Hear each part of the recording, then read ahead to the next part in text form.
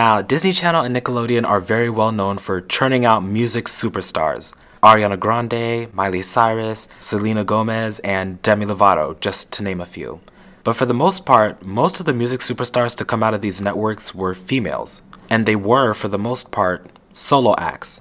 There weren't many male music superstars to come out of these two networks, and there definitely weren't many male groups to come from Disney Channel or Nickelodeon. But two male groups that managed to do so are the Jonas Brothers and Big Time Rush. And today I'm going to be comparing and contrasting these two bands to see who really was the better boy band. So we're going to start with the origin of each band, how they were formed, and how they came to be as popular as they were. Now, the Jonas Brothers consist of actual real-life brothers Kevin Jonas, Joe Jonas, and Nick Jonas. When they were young, they would sing at local places like their church. Then eventually they would hop in a van and tour the country as a family, performing at venues such as school gymnasiums. They eventually got signed to Columbia Records and put out an album in 2006. Then they got dropped from Columbia and signed to Disney Channel's record company, Hollywood Records, and then they put out another album in 2007.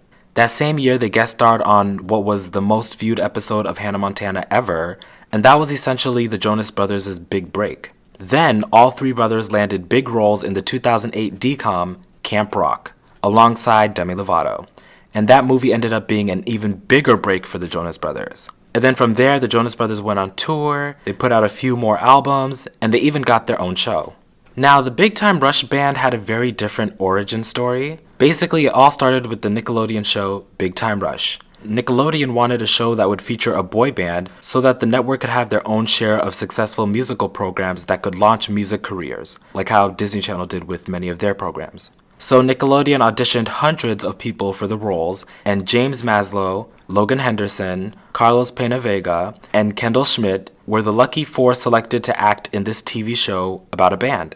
But even outside of the show, the four boys still had to perform as a band, and this kind of leads to some confusion as people don't know whether the actors are performing as their characters when they're on stage, or are they performing as themselves. It also didn't help that the four actors have the same name as their characters on the show, with the only thing to differentiate being the different last names. Now, when you think about the fact that the Jonas Brothers were an organically formed band, and Big Time Rush was a band that was put together by Nickelodeon network executives, it kind of takes the fun of Big Time Rush away, just a little bit. Overall, for having a more natural origin story, I'm awarding the first point to the Jonas Brothers. Now moving on to their music. Both bands primarily make pop music, and I love pop music, I always have, it's my favorite genre. But I feel like the Jonas Brothers music tends to have more rock elements, like they sound like a real band, but they tend to really stick to this 2000s high school band sound, and I don't feel like there's much diversity with their music, at least from the songs that I've heard, which is pretty much the singles.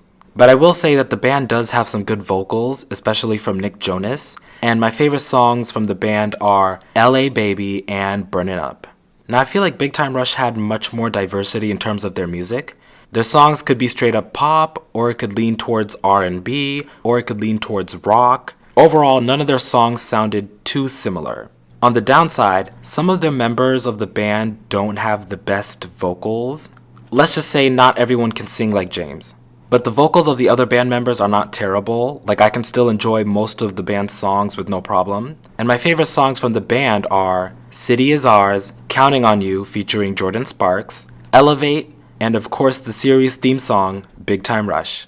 So for having more music that I personally like better, I'm awarding the second point to Big Time Rush.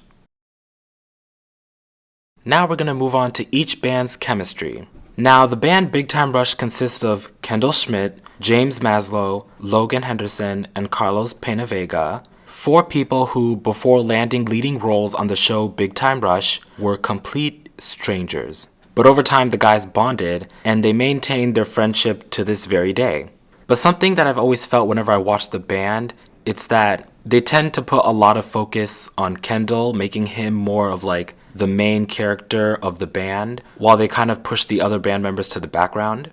Now, moving on to the Jonas Brothers. The Jonas Brothers were actual brothers who grew up with each other and known each other their entire lives. And even though it's possible to have really close best friends, I personally don't think there's anything that can match the strong bond between siblings. And also, whenever I watch the band, I can see that there's an equal level to all three of them. Like, nobody stands out more than any of the others. Even though I know like lots of people like to put Nick and Joe in the front and then put Kevin in the back, he still feels as important to the group as Joe and Nick.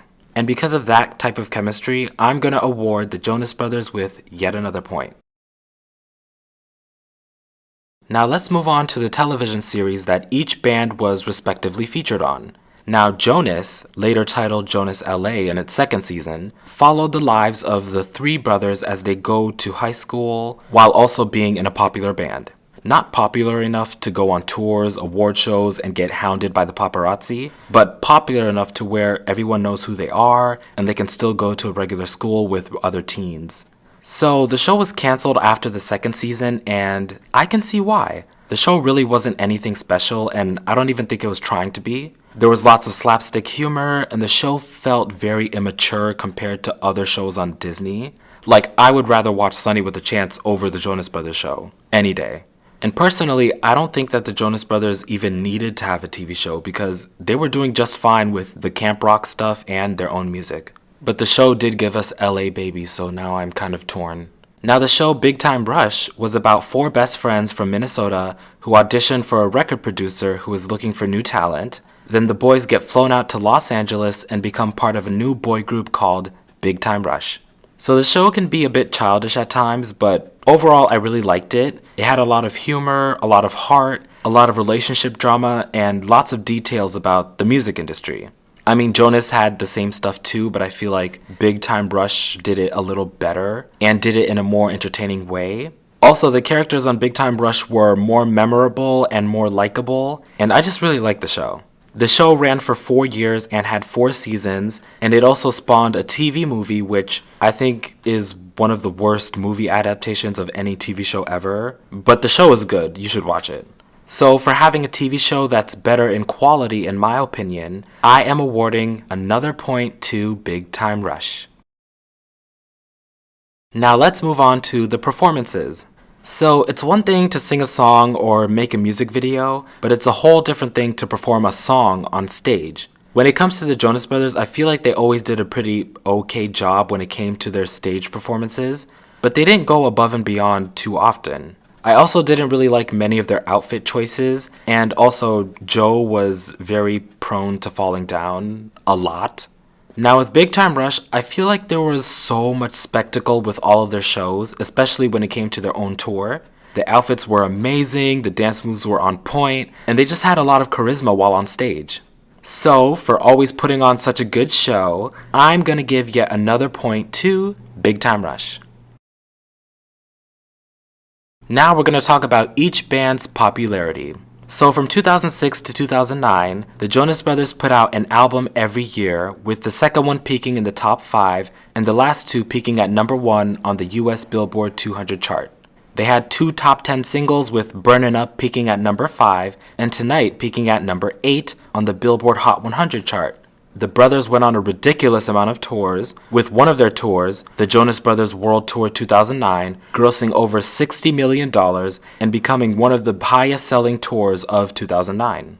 Now from 2010 to 2013, Big Time Rush released 3 studio albums, with the first one peaking at number 3 and the last one peaking at number 4 on the Billboard 200 charts. Their highest charting single was Boyfriend, peaking at number 72 on the Billboard Hot 100, and the band also went on 5 different tours, with their most successful tour being the Big Time Summer Tour in 2012, which grossed nearly $5 million. So, when it comes to popularity, obviously, the point is going to go to the Jonas Brothers. So in 2009 and 2013, the Jonas Brothers and Big Time Rush put out their last albums, respectively. Then in 2013 and 2014, the Jonas Brothers and Big Time Rush took a hiatus from music, again respectively. During that time, Joe Jonas and Nick Jonas branched out on their own and made their own music, while Kevin Jonas started a family. But in 2009, the Jonas Brothers returned to music with their album Happiness Begins. I did manage to hear the singles from this album, and I actually think that their newer music is the best music I've ever heard from them, with their comeback single Sucker being my absolute favorite. It also happened to peak at number 1, and so did their album Happiness Begins. And their comeback tour, the Happiness Begins tour, grossed nearly $1 million at each venue. Now, Big Time Rush did the same thing during their hiatus. Each of the members branched out into their own thing. Some did music, some did acting, some started a YouTube channel, and some just stayed off the radar. But in 2021, they reunited and started releasing a string of singles even into this year. And I did get to listen to their comeback single, Call It Like I See It. And I thought it was an okay song, but the magic of the group is clearly gone.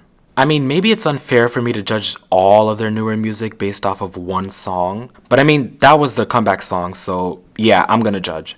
The song also missed the charts altogether, and the band is also currently on tour, which I did not know about until I started doing research for this video.